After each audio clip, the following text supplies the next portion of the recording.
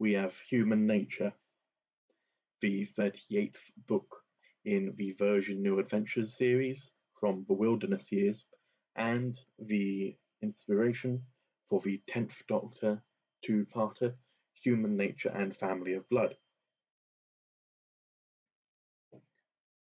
So the way we're going to do this is we're going to make every chapter its own part, just so we don't have to cover a book in 15 minutes, because goodness, that would be hell.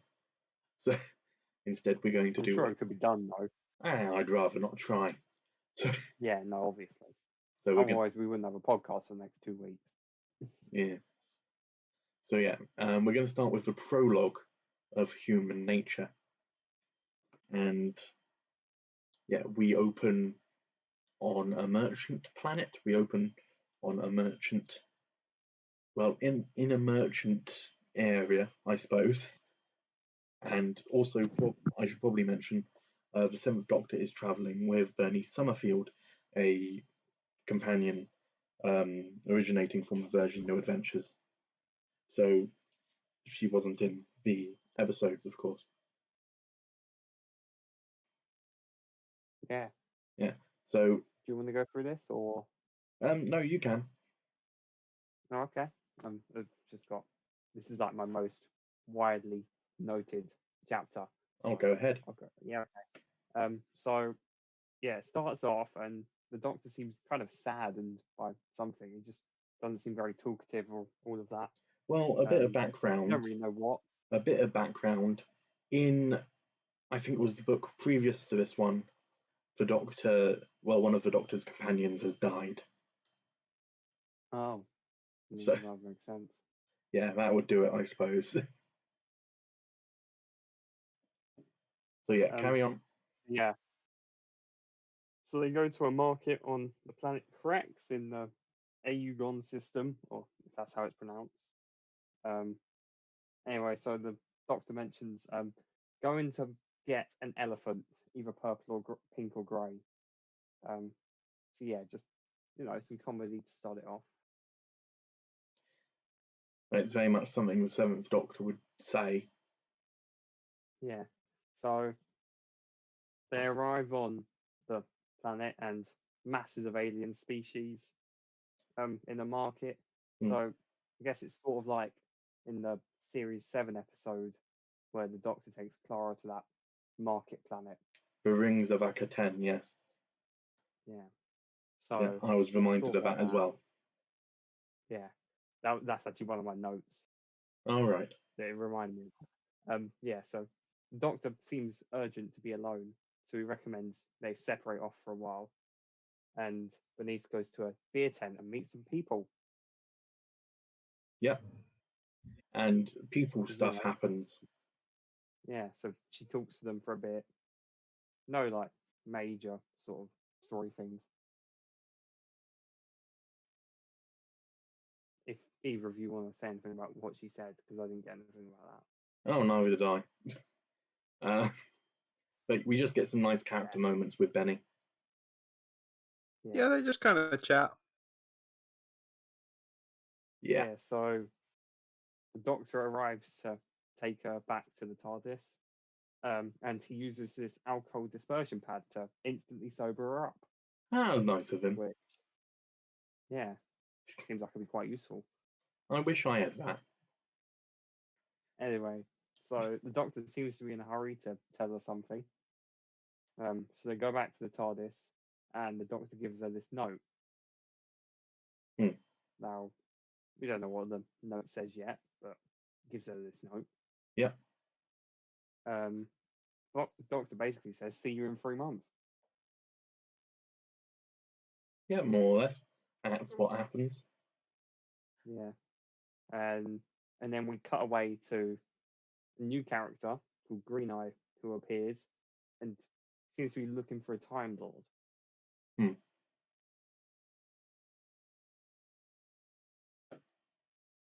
Definitely seems like the sort of bounty hunter / hitman type, though.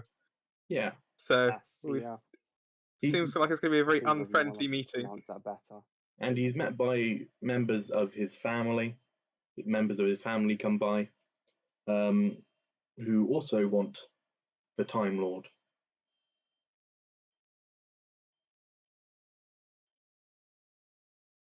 Silence will fall. Yeah, Silence. You just kept cutting out on my end. Oh dear. Silence will fall when Josh doesn't start talking. Anyway, so yeah, they're introduced to the family. I've got multiple different versions of what I wrote here because this bit was kind of confusing.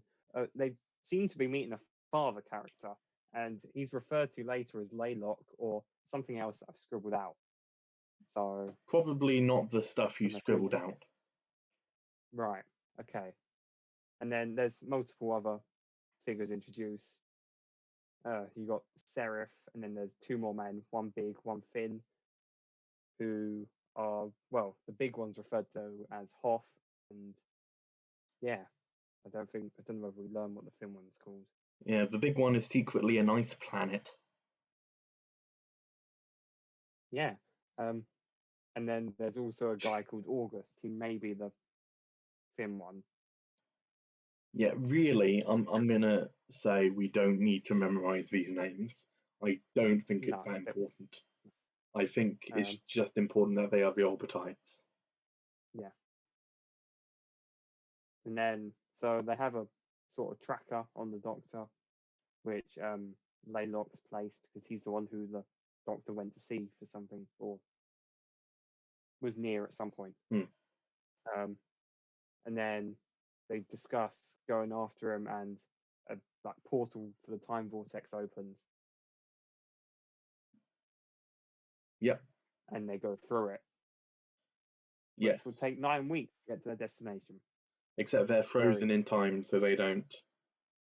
Yeah, they don't experience any of that. Of course. I think it's later reference that their body does because they had a lot of joint aches on the other side.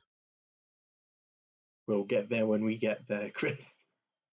But yeah, that does happen. So anyway, a boy called Tim is introduced in his sort of dorm room in the school. Yeah, it's a bit of a weird change of setting. It was it's just very sudden. It seems like this is something you should have done at the start of a chapter rather than right at the end. But yeah, so we're in a Victorian year. Well, not Victorian. 20th. Pre-World War One, post-Victorian. Yeah. In a dorm room, and Tim, in his dreams, got visions where everyone is going to die, and he shouts that, much to the behest of his fellow dorm members, I'd imagine. Yeah, I can imagine. Yeah. So, this being the prologue chapter, I wasn't actually expecting much to happen. Unfortunately, this is where a lot of things happen. It's a lot of groundwork. Yeah. Yeah, the first few pages are just diary entries from Bernice. Yeah, that kind of describe her goings on with the Doctor at this point. Right. And her sort of historical machine that was broken and the Doctor fixed it, and it's at that moment that we learn that the Doctor can't cook. So yes, well, the ducks like his bread. Yeah, the ducks like his bread. I guess, hey, whatever keeps the anatodophobia at bay. Of course, those ducks are programmed to like his bread, so it doesn't matter much. But yeah. So this is the start of, this is the first thing in the project where we meet the Seventh Doctor. This is probably my favourite Doctor, honestly. Unfortunately, it's the last chapter we have with him for a long time, but oh well. The Seventh Doctor is very good in this. Are we gonna do a final review for each chapter individually, or just wait till the end of the book? A final review for each chapter individually, I think. Are we gonna rate them as well, or? Yes. Right, okay. Because in my books, these are just as much episodes as episodes are. I am fine treating a book like a season of a TV show. It's fine by me. Yeah. Because again, I can't ask you to read a book in a day, so we might as well treat it like actual episodes. Yeah. Right. Okay. So let's do this quickly then. Right, be right back. Sorry, Final just go ahead. thoughts. Okay. So yeah, I mean it's a good introduction. Not really much else to say. It sets a lot of the groundwork. So overall, probably give it 7 out of 10. I mean, yeah, no, I mean, it's just got a lot of the sort of general premises and basic information. Not a lot really happens. Maybe 6 out of 10. Yeah. So, well, Joe's off sunning himself. We have control now. We shall usurp him. We No, should he's probably, back. yeah. Well, Hello. Joe, what's your final thoughts? Did Chris give his final thoughts? Yeah. We're about to plan world domination, but you came back, so. Sorry. Yeah, my parents wanted me down for dinner. I did tell them I'd be busy. So I'm going to have curry at 9 p.m. Lovely jubbly. But Yeah, final thoughts? I think it lays very good groundwork for the rest of the episode, well, for the rest of the book, while also introducing the episode, while also introducing the characters of the Seventh Doctor and Benny very well. I like the setting. I like the foreshadowing. I'm going to give it a 9 out of 10. Ooh, I think that's our highest rating yet. I think it might be. Amazing how things turn up as soon as we leave Peter Cushing. Yeah. It's not really his fault. Oh well. What did you two give the episode while I wasn't here, by the way, if I can quickly ask? I gave it a 7 out of 10 because it sets it up, but it's nothing groundwork. You don't need to explain your reasoning. Just what numbers? Oh I yeah, just 7. gave it a 6. Right. Thing is, I don't want you to have to repeat yourselves too much on this episode for my account. That leads us into the first main chapter of Human Nature, which is entitled